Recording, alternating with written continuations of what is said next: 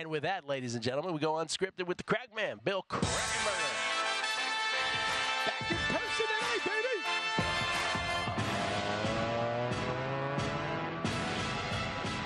Bill A. Hey, good morning. At Bill Krackomberger with a K. How you doing, man? Good. Busy. It's amazing how many opportunities it has opened up for us in general, media-wise. So there's so many different. Yesterday a female called me from ESPN to do an article. Oh, really? On weather, betting weather, and she had a real thick accent. And what kind of accent? Asian lady, and she was very nice, very nice. But I was David Purdom gave her my phone number, and she's doing an article on weather and whether it means something or not, like the weather, how it affects lines and stuff, and that'll actually open me right up here with talking about the weather of these games and what happened. Something maybe you don't know that happened to me. We were together. Gill and I were together filming a documentary on Monday morning. So, but I'm saying it's. By the way, I'll get back to that, and then I'll go into her story. Let me just say that that it was low 30s in Vegas, and we all grew up. You and I grew up on the East Coast. Of course, we've become so soft that Billy picked me up to drive from the D to Circa because it was so bone chilling. I said, cold. "You don't want to walk down there that far. You don't want to walk that 1/8 of a mile. No way. It's freezing outside." 39 degrees. So when our mothers used to scream at us to get in the house, and we were kids, 5 more minutes, we're going to miss something out here on this snow hill. There was no FOMO like the FOMO of you getting colder and colder and flirting with frostbite. But other kids were still out there playing in the snow. And finally, you couldn't take it anymore. All right, I'll go inside. Anyway, it just we're so busy trying to balance life and now all these media. Unbelievable. We're blessed to have these opportunities, but I can't wait till it's over. I can't wait till the season's over. I just can't wait till literally March Madness is over and I can go to Florida for a month. But anyway, just you get burnt out doing a lot more things now. And I talked over this with a couple different guys too. Everyone kind of agrees. So, I said on the air the other day, it's like, listen, it's our lifeblood is football. There is nothing greater than football. And in July, we're gonna complain probably in June. Oh my God, where's football? Right. But yeah, I'm ready to see the Falcons and the Commanders and the Panthers of the world go by the wayside and not have to deal with them anymore. I'm ready for the playoffs for sure. Yeah. You were saying about weather though. So the other day, and it's funny. I'll have my. I have South Point up because I want to show you. Mm-hmm. So the other day, this is the Bills game under 41. You see in South Point. Does it say the time? Doesn't say a timestamp on it. But anyway, so I bet the Bills under 41 when the line came out. I went under some 40 and a half. I noticed back east there were some 41s. So I text my buddy. I said, listen, I don't know how much you're going to get, but the weather is going to come into play in this game. I don't know if it's going to move 2 points, but it's going to move. You're going to get the best of it. He's not a giant bettor, but I said you should bet yourself some money on it. I don't really like the middle totals. It's so hard to middle totals. And I said, but if you want to bet a little bit extra, it's probably better off you can bet this. And so he decided to bet a larger amount than normal. Not crazy, not 5 figures, but a couple $1,000 bucks. So he bets a couple $1,000. And on the under 41, next day, of course, it comes out 39.5. Started moving that night a little bit. Next day, and then all of a sudden in the afternoon, it moved to 35. It's like, wow, I didn't expect it to move. If I knew it was going to move that much, I would have bet a large 5 figures myself. I bet close to it. But so now he texts me and says, you won't believe this. He said, I'm betting for 2 years with a few different sports books here. They both cut me off. He said I went to go put a bet in. I have a $100 max now. Come on. I said, wait a minute, because of that bet? I said, I'm so sorry. Yeah. He's like, yeah, I don't know. I can't believe this. I said, well, this could just be maybe it's just the bet you're trying to make. Try to bet something else. Don't bet this bet you're making for, $500, which is average bet, $500 to $1,000, $500. Don't bet the $500. I said, don't bet that. bet something else. Bet on a regular game. Kansas. Oh, that's another thing I gave him. I said, listen, they have Kansas City Chiefs money line there, minus 170. That's a good line. I said, it's going to be cold there. Miami's going there. That line's going to move also. So he bet a dime on that. So I said, well, bet Kansas City Chiefs again. It's minus 190 now. Bet something for yourself, another dime. He said, it's $100. I said, I am so sorry. Oh. I said, I am so sorry. So wait a minute. Yeah. So because he got ahead of a weather forecast. Yes. They, in effect, limited so much that it's basically a banning. Yeah, they banned, and I feel terrible because he's a regular guy. He wants to be able to bet on the weekends. We call him from work, and you feel bad because you're the guy. I feel terrible. I told him, oh my God, I felt terrible for him. He said, I had this account for 2 years. I'm down $50,000. I was like, what? Yeah. Okay, wait. So this just even makes it even dumber, right? Yeah. He's down $50,000. Yes. Did the person who limited him ever decide maybe I should look at what his lifetime is? Hey, he does bet a lot of NFL and stuff, and that looks good for his account, right? He's down money. Now we've talked about this before. You know the real issue with this, not the real issue, but the compounding issue to this is there's no one for him to talk to get this rectified. No. That's the big. No. Once it happens, there's no recourse. There is not. Yeah, I more than I'm upset at the sports book for doing it to him, I feel more bad from letting him lose his account. That's what I feel bad for because I don't benefit. He's not betting for me. Of course, he's not.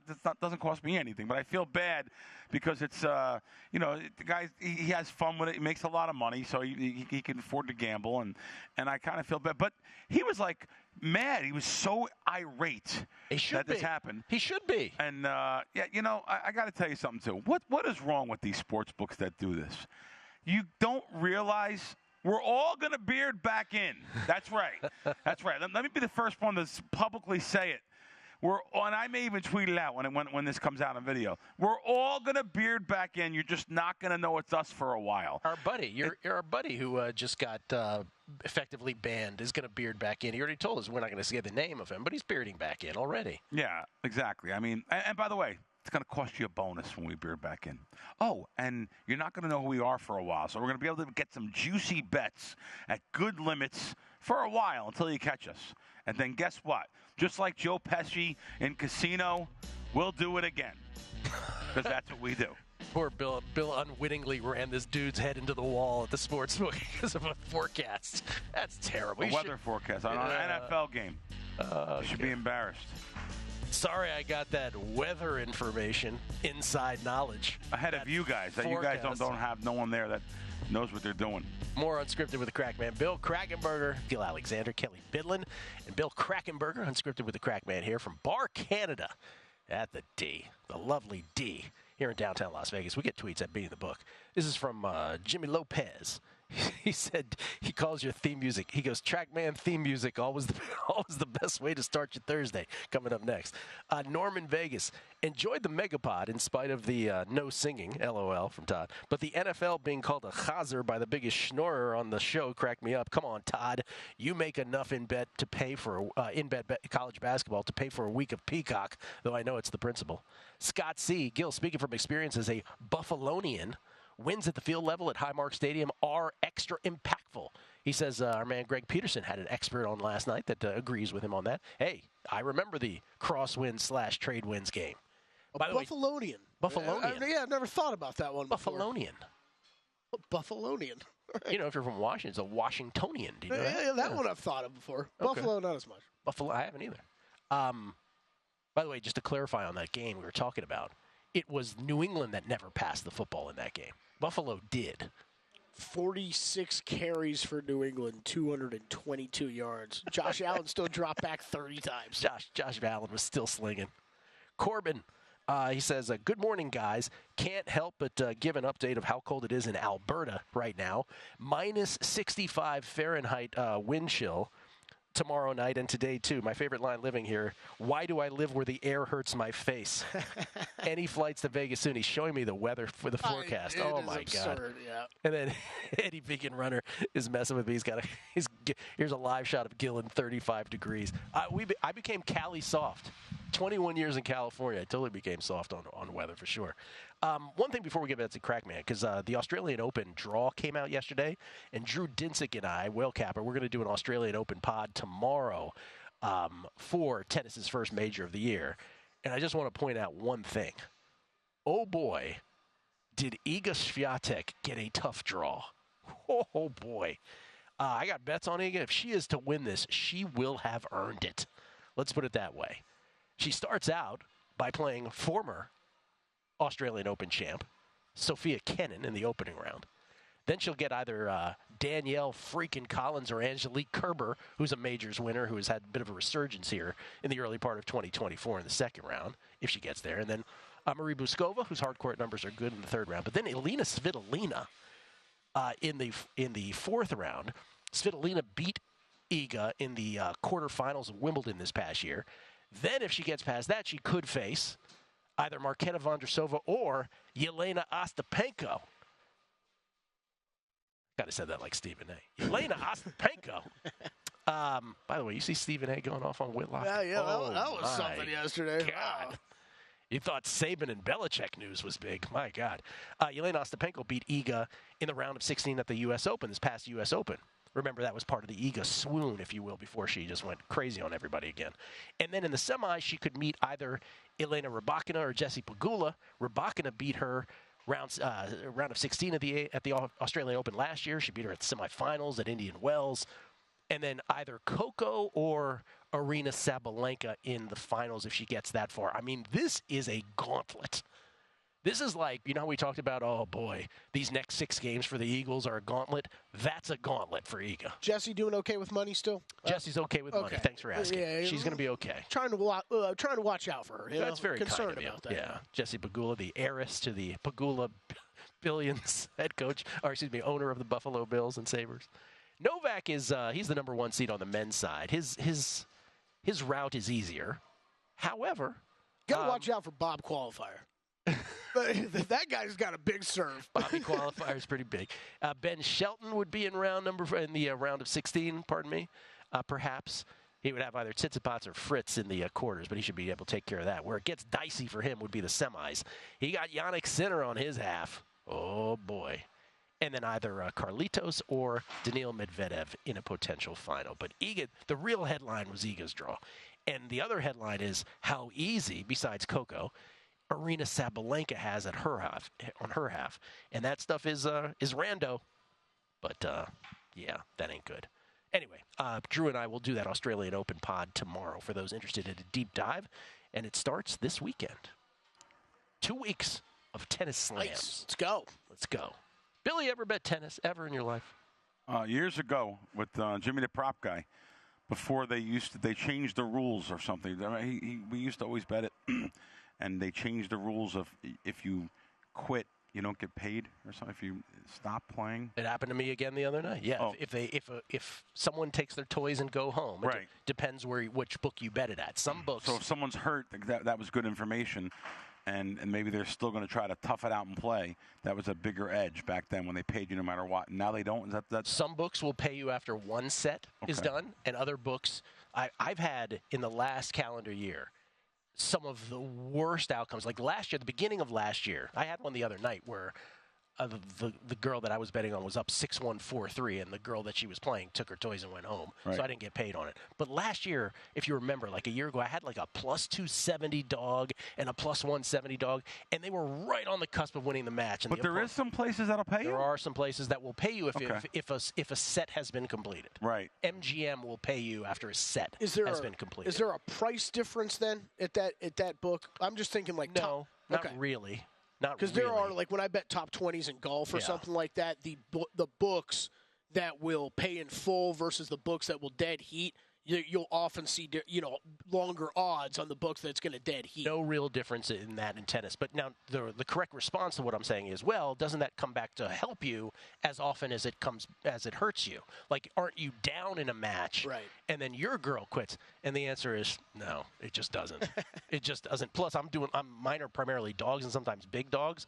So like the amount of money I've had left on the table is so frustrating. And so when it happened the other night, I'm like, oh, yeah, welcome back, tennis, with that. So there's that. But let me just say this last thing about that. As I go through Iga's draw and talk about how it's a gauntlet, it's still Iga. So. It's still plus 250. So that's a little longer than it was. Yeah, plus 250. It's a little longer. So it did incrementally tick up on her. She had gotten to little below 2-1. Really? Okay. In some spots. Some spots she was a little north of 2-1. But in either case, it's at least 30 cents higher than it was yesterday because of that draw. Yeah, DK right now, Iga plus 250, Sabalenka 4-1, Rybakina 5-1, Coco Gauff 6-1. And Sabalenka and Coco have shortened because they're on the quote-unquote easier side. Not even quotes. The easier side for sure. Something we were talking about the other day. You're going to laugh. Yeah. You're going to laugh about this, why I would mention this on the show.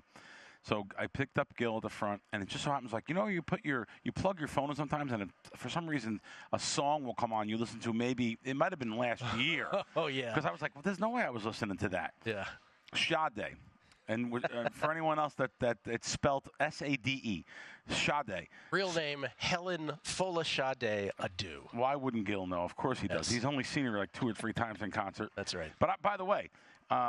Kelley, do you know who Sade is?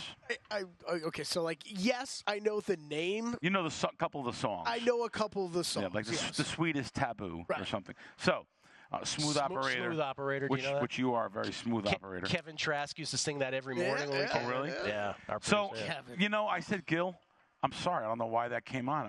It would take me right now with everything I'm doing in my life. Like if I was to put Sade on, it's his great, unbelievable voice. I don't have the clear head to listen to Sade, Sweetest Taboo, Smooth Operator. Maybe I can't get through like No Ordinary Love.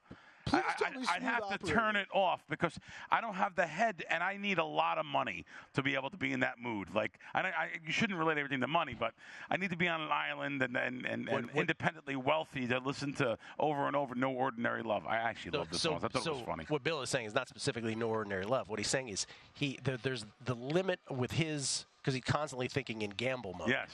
That the limit on the number of chill Sade songs he can hear is just 2 back-to-back. That's the better way to explain it. But when he gets to 3, like his neuroses kick in. I'm grabbing a knife. I'm holding the knife like this. I'm holding the knife. Like, stop, like Rodney.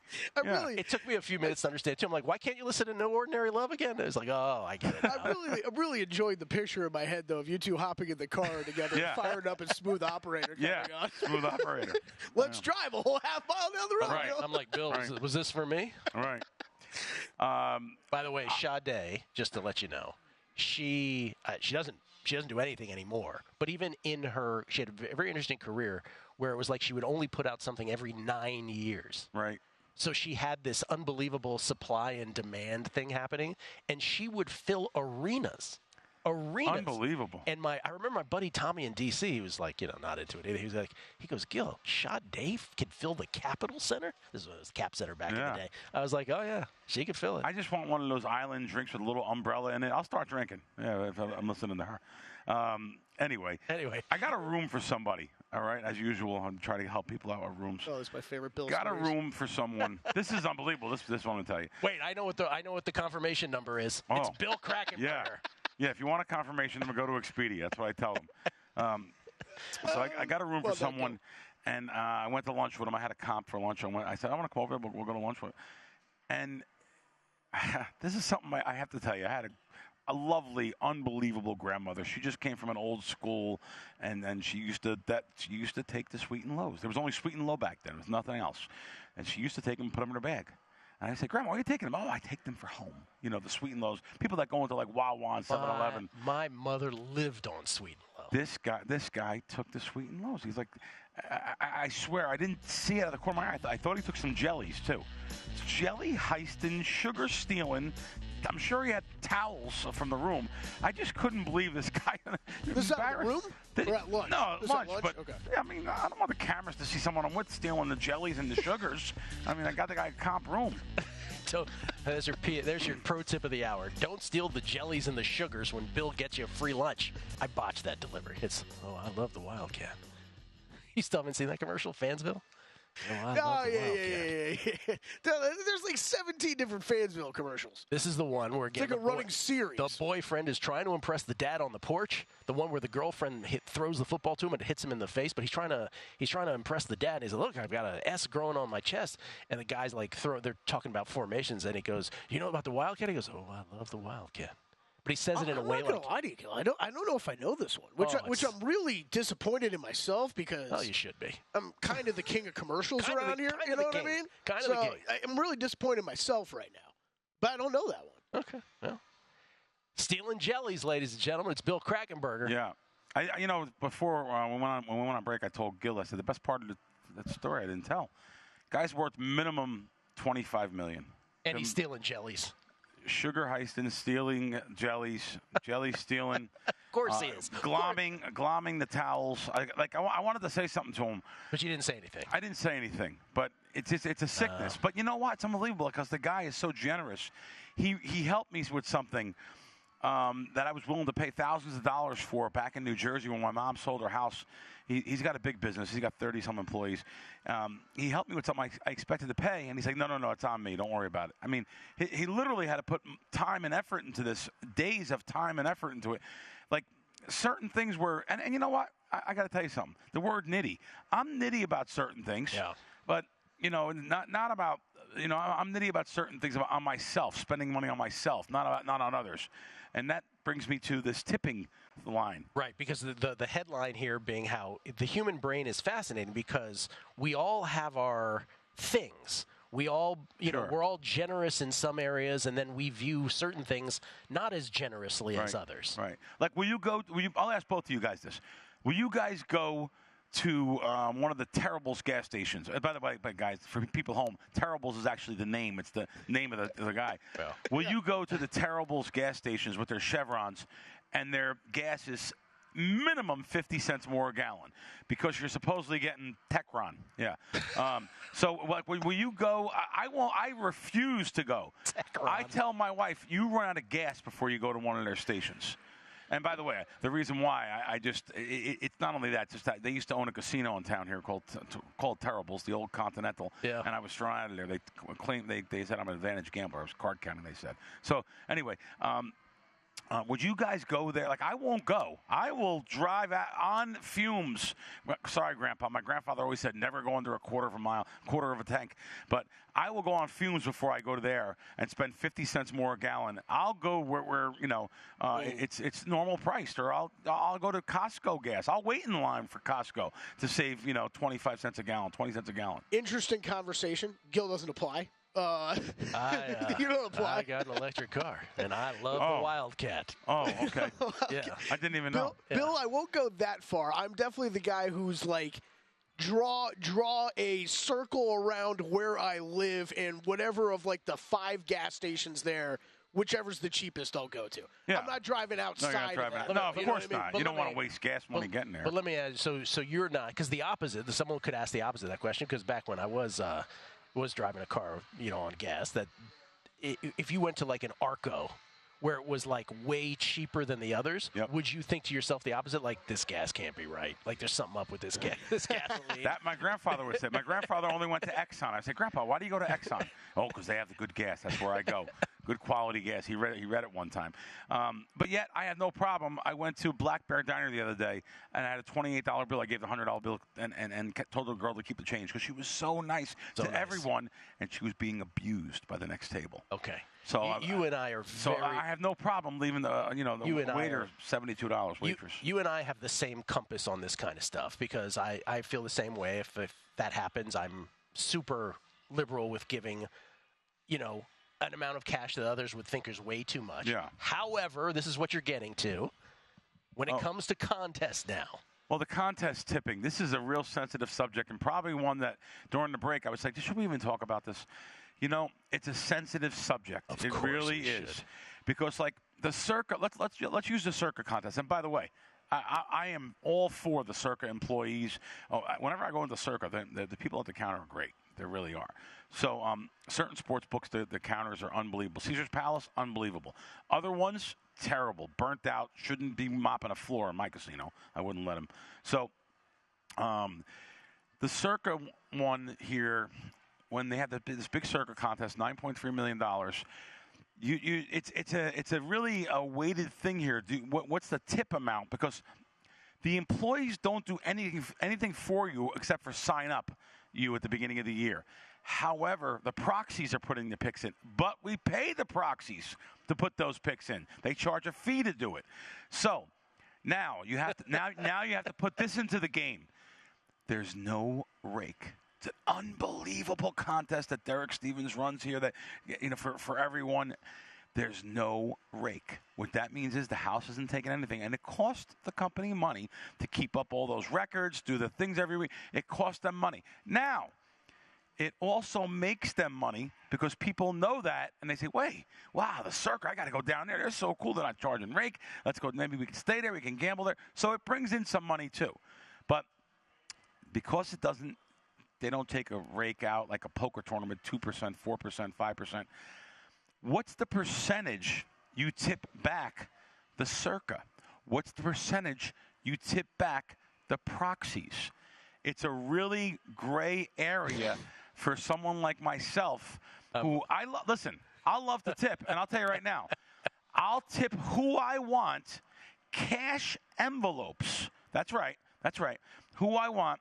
Cash envelopes when the contest is over outside of the building. Maybe there's someone that I don't want to tip certain people there or whatever it may be. And that's not the case here. I'm just saying. I like to make my own cash tips. When I won a large amount of money here in town, and I tipped out. I made everyone individual envelopes. I got permission from the director. Actually, I got permission from the president and CEO of the company. Okay. I said, listen, I want to tip these guys separately, and he said, okay. Okay. So what's the answer? At the risk of making ourselves villains here, what is I don't want to make myself a villain, but you can't give them $300,000.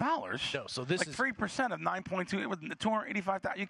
No, I mean, there's no way. You can't give them $300,000. No. I mean, no. That's the thing that is, it's Meshuggah, right? Again, I've told this story before. There was someone who won the Westgate contest. He won just slightly less than $1 million. And his first call, he was in a panic. Gill, what am I supposed to tip these guys? They're talking about the proxy at the time. Sure. Because they did take rake, it should be pointed out. Right. And he goes, well, what do I tip the proxy? I don't want to tip him 5%. That's $50,000. I got a wife and kids. And I'm like, you're right, you shouldn't. They took a fee. Don't you agree with me that if they don't take a fee, then you would give them a percentage? I'd be happy to give you if you want to be my proxy and you want to take 3% of my earnings instead of the couple $100 you take or $500. I'll be happy to do that. That's right. Every year you can have that. I'd sign up for it right now. That's right. Right. But the expectation is they get a fee and they get a percentage. And I'm like, really? Is that your expectation? Interesting. Now I think some people look askance at that guy now because he didn't do it. He didn't give them the percentage they wanted. I'm going to throw him something. I'm going to give him something, but it's not going to be what they think it's going to be. And to your saying, if they're going to talk about that guy for giving nothing, they're still going to talk about me for giving them $10,000. I mean, whatever. It's a really hairy area for guys that tip like us too. We don't want to be nitty. We don't want to be known as being cheap because we're not. But they're getting money, and I'm friends with some of the proxies, and they do a great job. This just falls under the general category, and you'll tell me if I'm wrong, of you want to be able to give whatever you want to whomever you want, whenever you want, based on your moral compass of that moment in whatever situation. But you just don't want to be dictated to. Right. You don't want the fact that there's an expectation that precedes that is the offensive part. And the fact that those same people will then judge you for not having done so is even another layer of it where it's like, are you kidding me? Like, In the case of the proxy, you got your fee. Now, the thing about the no rake with Circa is an interesting point. It is, and I would tip them money. I'm not saying that, but just not that much. Is what you're saying. I'm not giving. I'm not giving $285,000. No. No. But there is something they're supposed to get. Yes. Envelopes for everybody or something. Yeah. But it's a give and take. Let me tell you something. I would be willing to bet that some of the people probably won't tip anything.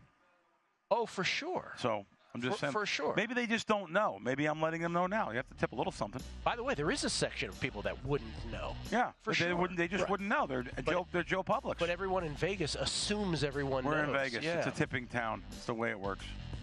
It's the way it works. Well, sure, we made a lot of friends that segment. I think we kind of presented both sides. I hope so.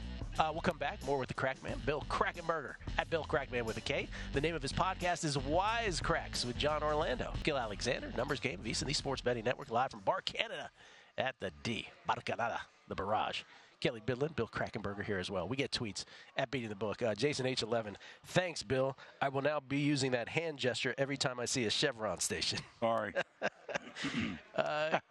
Kevin Ryan, thank you, Gill, for telling me you have an electric car. That greatly reduces the number of trackers I need to buy to find the elusive sushi bar. P.S. Do you happen to have a favorite manufacturer of automobiles? That's great. DGen Southern Gent.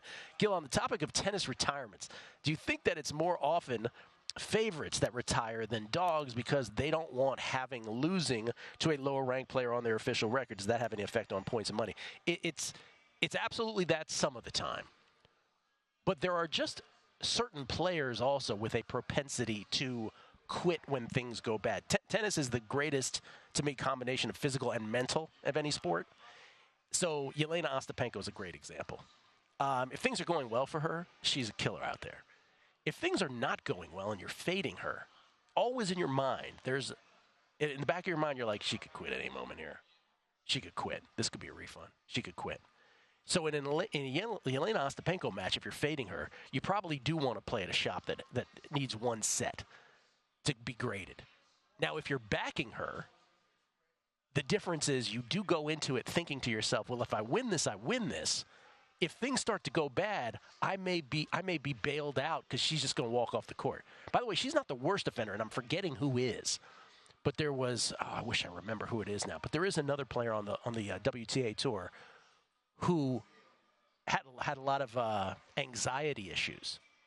And so she would have panic attacks, and she would withdraw from a lot of matches about a year ago in a short amount of time. I wish I could remember who that was. I'll Google it. But What's up with Nick Kyrgios these days? He is not playing in this. He's still hurt. He's just injured? Oh, Lesiet Tsurenko is who I'm thinking of. I was thinking on the men's side, Nick Kyrgios. He's had a couple. Kyrgios is times where he gets angry and quits, right? Yeah, that's a different story. Because the ones that I'm talking about on the lady side are, in the case of Tsurenko, it's a panic attack, which is a serious matter. In the case of others, it's a faux injury, right? Kyrgios is just he's a mental case, right? Yeah. Just loses his mind, and it's one of the greatest thing in sports. Now, he may be a little better now. I don't know. We'll see because it hasn't been a while. But there was nothing better in sports than fading Nick Kyrgios and realizing the explosion was about to happen. Like, here's about to blow. He's going to quit and I'm going to cash the ticket. But he wouldn't quit. He'd play to the end. He would just play poorly. Oh, that's when he'd be screwing around, serving underhand and stuff. Yeah. There was an Australian Open match. Some people, you have to be a tennis hardo to remember this one. But it was the run of what's my man's name? Who's Russian, but he was Israeli-born. Oh God, his name is escaping me now. But anyway, he came out of nowhere to get to the Australian Open semis a couple years ago. Okay. And he was playing Grigor Dimitrov. And Dimitrov, just in the middle of the match, was like, he just like threw a set away. He's just like hitting it off the court. I was like, what am I watching? So these guys, they lose their minds after a while. Anyway, it's the joy and the pain of betting tennis sometimes. Guys, I have a couple things. One, I'm going to lunch today with the great Tony Orlando. Oh. He's in town because he has a show next weekend. Matter of fact, not a show. It's the retirement show. He is retiring. Aslan Karatsev is the player I was thinking of. Sorry. I didn't think that Tony was going to be interrupted for Oslo. But that's okay. No. Anyway, he's retiring and he's having a show, South Point next weekend, 3 shows. And then he's going to have some shows back east. He's doing some shows in resorts in Atlantic City. Final show, Mohegan Sun in Connecticut. Tony's going to be 80, so he is retiring. But, however, he asked me to go this weekend with him to go see Frankie Valli, his friend Frankie Valli. He said, oh, well, yeah, we'll go see Frankie Valli in the Four Seasons. Where are they playing? Over at the Westgate. Okay. And he's also, I think, retiring. He's 89. But I was just looking it up. I was like, how old is Frankie Valli? Frankie Valli, I think, is 89. And, by the way, I watched something on PBS on him a couple weeks ago. So it was that's the reason why Tony and I were talking about it. And he's like, oh, when he's in town, we'll go see him. We'll go backstage and hang out with him. I said, oh, great. That's unbelievable.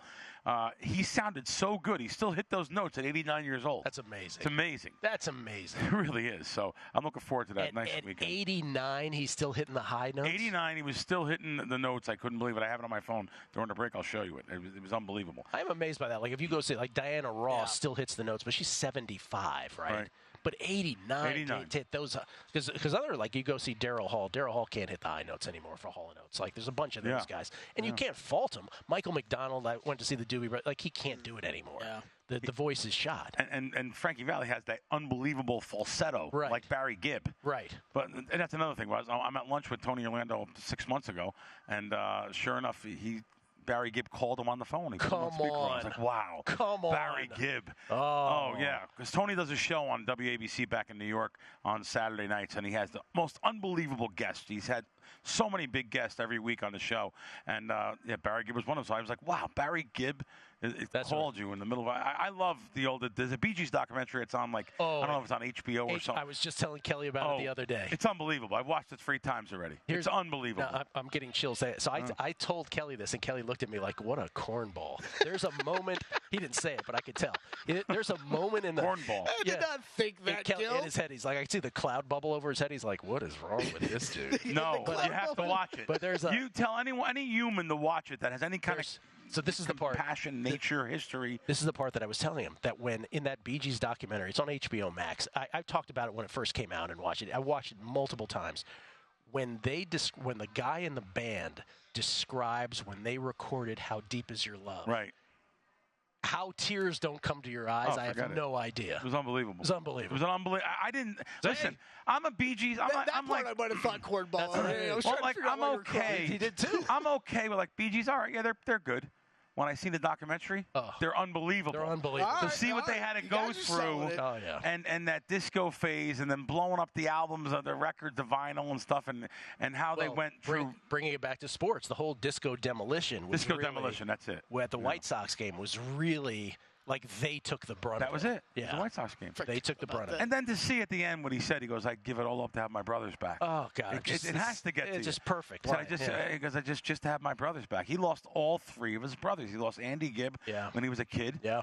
And he lost his other brothers very young, 51, I think, and 60-something. He lost his brothers. He lost his family. Andy Gibb was the younger, the super younger brother who had 2 hits of his own, 2 big hits of his own, and then Morris and Robin. And he's like, what's good having the $100 million? Like, it didn't matter because he's worth a lot of money. But what's it matter? He lives in Miami, beautiful place on the water. Yeah. And he sits there and I'd trade it all in if I could just have my brothers back. Yeah, it was really good. Anyway, how did we get on the Bee Gees? I have no idea. How did we get? Because you went from Tony Orlando to Frankie Valli. Frankie Valli. Yeah. So anyway, that's something I'm doing this weekend. Now let's get on to sports, which I usually don't talk about. I am not a guy that likes NFL sides. I don't bet much on them throughout the year. Living in Vegas, you could steal half a point here and there off the Square sports books if they don't throw you out. You notice that little zinger? All right. So anyway. Anyway, this weekend. What was that hand gesture? What'd you do? No, there's a little zing. Boom, boom. Got a little zing in there. It's a little zinger when you bring it back up. When you bring up sports books like stations. So anyway, now this weekend. When the lines come out, I call my buddy back east. I said, "Listen, they have a 170 money line there. I'm telling you, Kansas City's going to go up." And sure enough, it did. It's got to. Listen, I just don't know. I don't talk like this. So I don't want to say the wrong words and get people to start betting something. I don't know how Kansas City, like, money line can lose this week. The only thing I'm saying is, like, Miami's going to, 10-degree weather. You have Mahomes, who's so experienced in this situation. You have banged up Miami squad. The only thing I'll say is Kansas City doesn't put away opponents. They don't really, win by double digits too often or whatever it may be. I feel like I'm the only person in the world who took the points. I feel like I'm the only one. You're going to get 5. Yeah, well, I took it at a bad number. Yeah. We talked with Kevin Roth, the meteorologist from Roto Grinders earlier, right. And I do think it is a good point. It's so cold. It's going to be so cold, right? 0 degrees, not 10, 0. Yeah. That at some point, it doesn't matter if you're from Miami or Timbuktu. Okay, that's interesting. All right. Like at some point, it's so cold that you think the Chiefs are like, oh, I can't wait to play in this weather. They're not. They're like, what do I put on? I got to put on my surfing. What is that? What do you call that? A skin suit for what do you call that? For when you go underwater? Wetsuit. Wetsuit. Thank you. God, what is wrong with me? I couldn't come up with Karatsev or a wetsuit. I jumped in to answer and then blanked on it when I went to answer. But listen, I'm not trying to say go out there and lay 235 now. I'm just saying that I like Kansas City. I'll tell you who else I like. I like Tampa Bay. Tampa Bay getting 3 points. I still want to think, is this game in Philly? How can they be given 3? I guess that people just think about last year's Super Bowl or the Philadelphia. I don't know. It just seems like some good games. Listen, I took Philly. It's wow, you're against on both. Yeah. All right. But I feel like away we go. I feel like you're in the majority, though. I really do on both of them. Yeah, sure. I'm on the sucker side. I'm on the public side. No, you might be right. More with the Crack Man, Bill Krackomberger on the other side. With Gill Alexander, Kelley Bydlon, Bill Krackomberger, who's always kind enough to join us on Thursdays. About these wildcard games, because we just touched on it, but let's get into this for a second. I just want to, because we're oppo on a couple of these. So let me just say the last one, the Monday night game, which is the Philly-Tampa Bay game.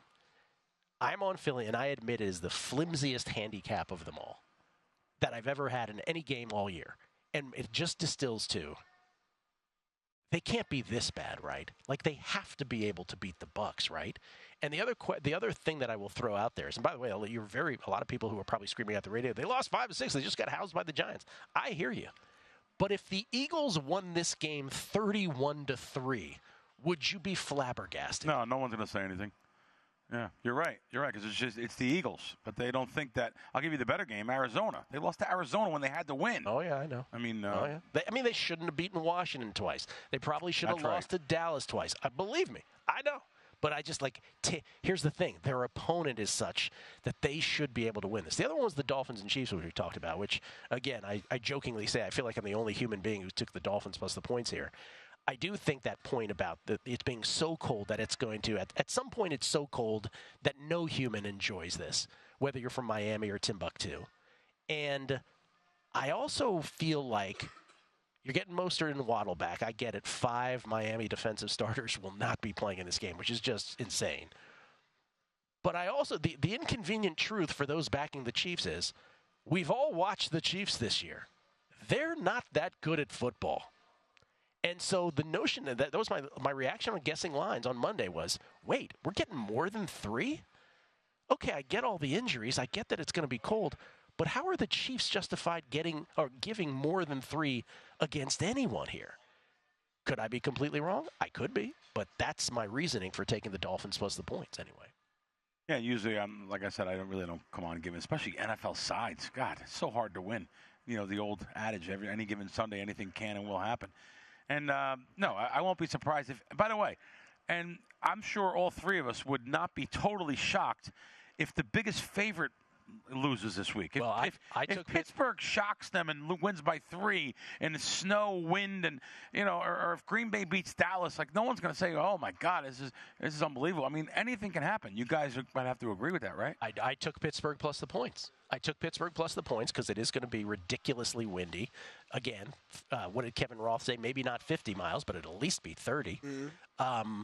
So you're giving me 10 points? Sure. We've had multiple guests this week say they're sprinkling Pittsburgh on the money line. I just wonder if Watt was playing.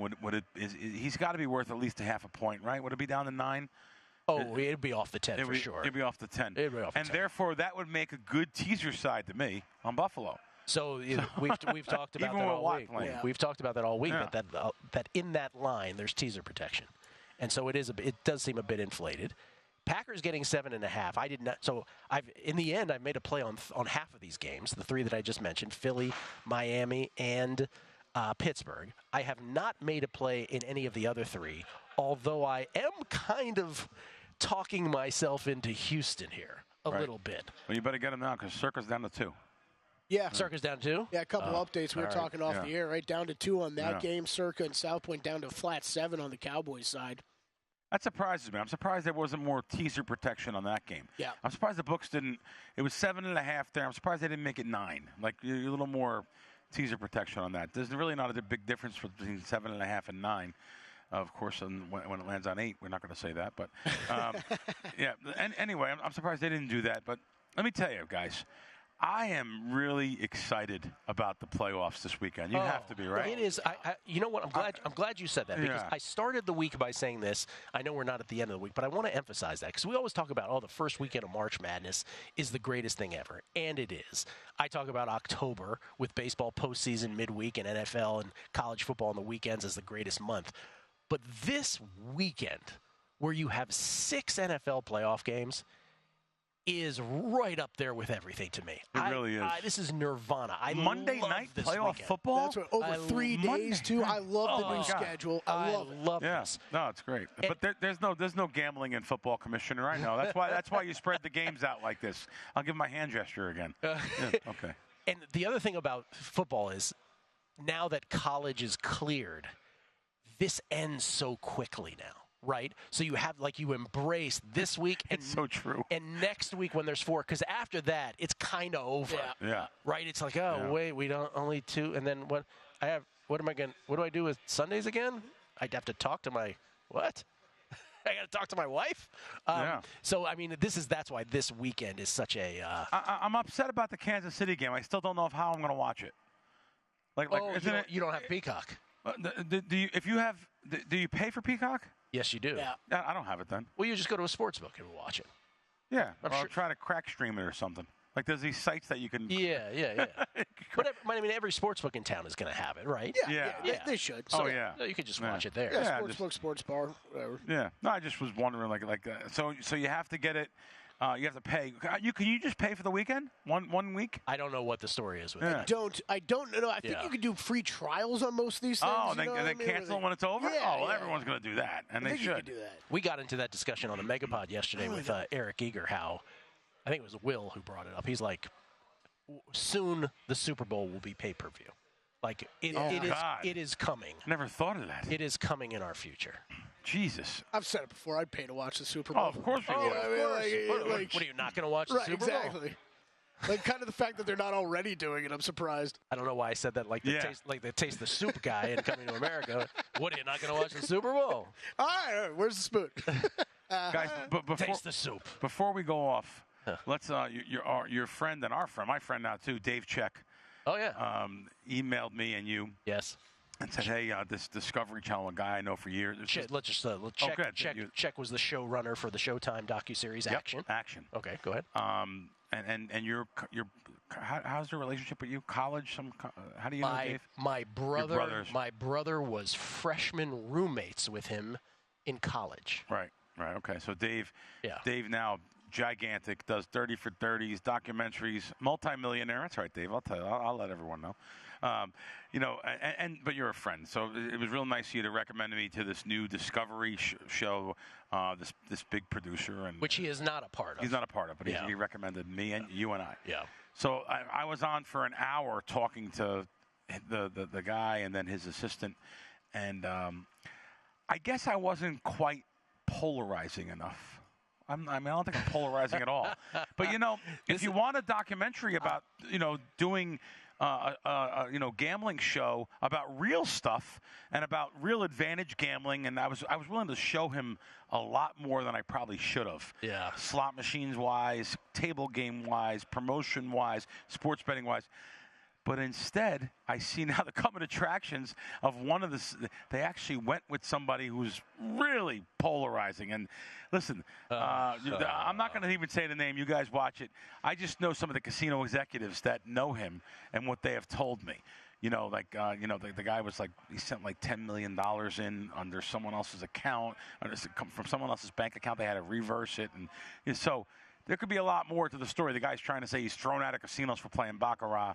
There might be other reasons why you're thrown out, but it's not for gambling at a 1.5%, 2% game. It's so funny that you say that, though, that you're not polarizing enough. This gets back to the same thing, which is from the outside looking in. Again, these are not industry insiders who are doing this documentary. They have a notion in their heads, right? There's a central casting notion of theirs of what a gambler is. And so, like, let's just take me, for instance, right? If they're talking to me, there's no way in the world they're going to pick someone like me. That's way too, like, this guy. Like, and by the way, I agree with them. Right? Well, that wouldn't be fun, right, to watch that. And Bill is not quite polarizing enough, apparently. So it's like, it's going to be fascinating to see. And I'm not going to bring money to a counter. Like, I'm not going to be bringing $100,000 to a counter to show off money and bet. That's not me. I'm not doing that. So, and not agreeing to do that is probably, that's not what they want. They want guys bringing money to the counter, and they want people, going crazy and betting millions of dollars. And, Well, there's Bill watching the Bee Gees documentary. Yes. Back to the Bee Gees. That's exciting. I recommend. And let me tell you, anyone watches that, they're going to come back and say, "Wow, that was really good." Oh, it's great. Yeah. It's fantastic. The How Deep Is Your Love creation was the greatest. We've done all we can do. Billy, thank you as always. At Bill Krackomberger with a K. Wise Cracks. Thanks, guys. The name of the podcast with John Orlando. Go to VSiN.com/subscribe to become a VSiN Pro subscriber today.